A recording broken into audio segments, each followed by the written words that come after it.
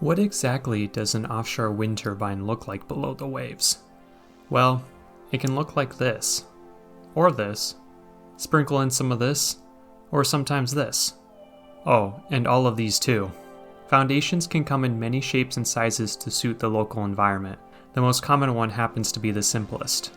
Monopiles are steel rods hammered directly into the sea floor that support the tower above the water's surface. They are the most commonly used foundation, supporting well over half of all offshore wind turbines due to their simple circular design and widespread supply chain. However, the construction needed to anchor such a foundation creates physical and acoustic disturbances for the local environment. Whales, dolphins, and porpoises are especially vulnerable due to their reliance on vocalizations for feeding, navigation, and communication.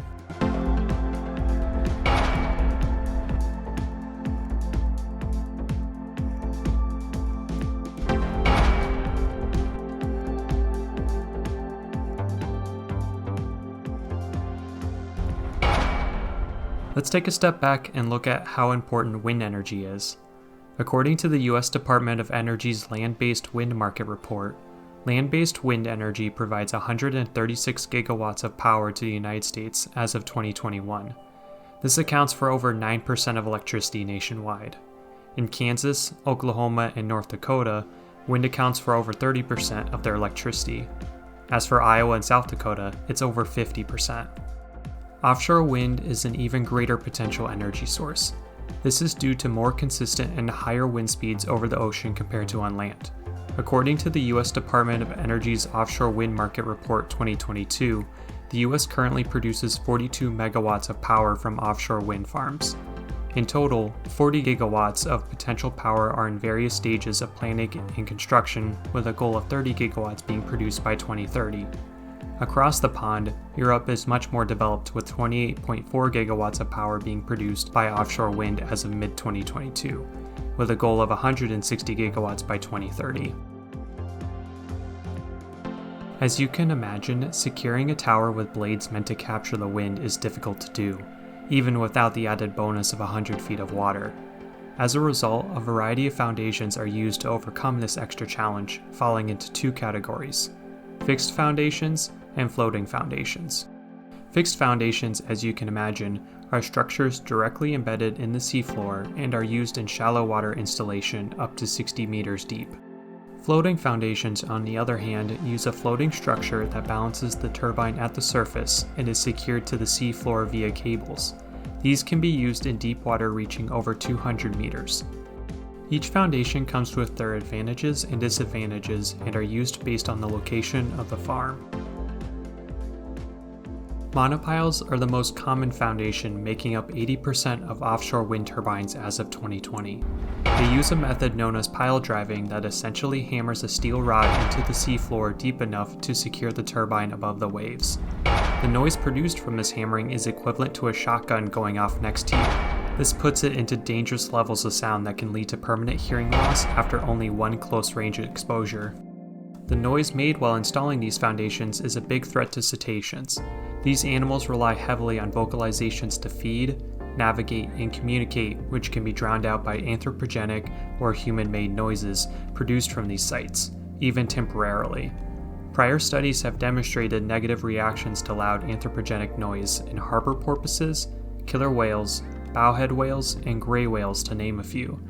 These negative reactions include, but are not limited to, habitat displacement, temporal displacement, noise origin avoidance, change in vocalization patterns, and hearing loss.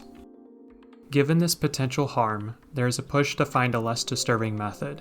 In their study from 2023, Potlock, Temple, and Berggren investigated the impact of a less noisy offshore wind turbine installation in gravity-based foundations. Gravity-based foundations are pre-constructed concrete structures that resemble traffic cones that are sunk using ballasts filled with water, sand, or gravel. Rather than drilling into the seafloor for a more traditional foundation, gravity does all the work. This removes arguably the loudest part of the construction process. Rather, the seafloor must be flattened so the foundation sits level on the ground. This involves the use of dredges, which produce noise similar to a running motorcycle. 5 offshore wind turbines were built using gravity-based foundations off the coast of Blyth in the United Kingdom. This project, known as the Blythe Offshore Demonstrator Project, was started in 2016 and came online in 2018. Passive acoustic monitoring devices called sea-pods were deployed in the area to record vocalizations of dolphins and harbor porpoises. These sea-pods can accurately measure the number of individuals using the area via detection positive minutes.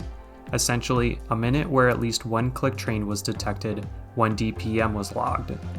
Cetacean presence is used to determine reactions to anthropogenic noise due to the difficulty of measuring hearing loss in them. We can assess their reaction to the noise based on altered behaviors and communication when exposed.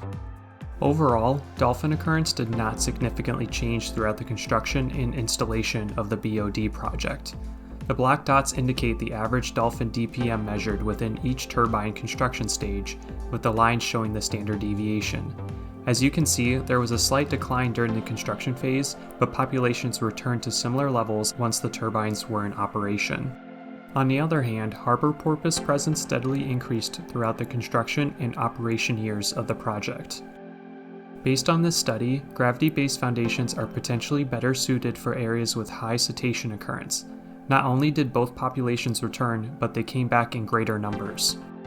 This could be due to the introduction of the gravity-based foundations as a hard structure in a relatively flat and sandy environment, creating a reef effect. This occurs when a solid structure provides cover and reduces fishing activity, creating a safe space for small schools of fish to congregate.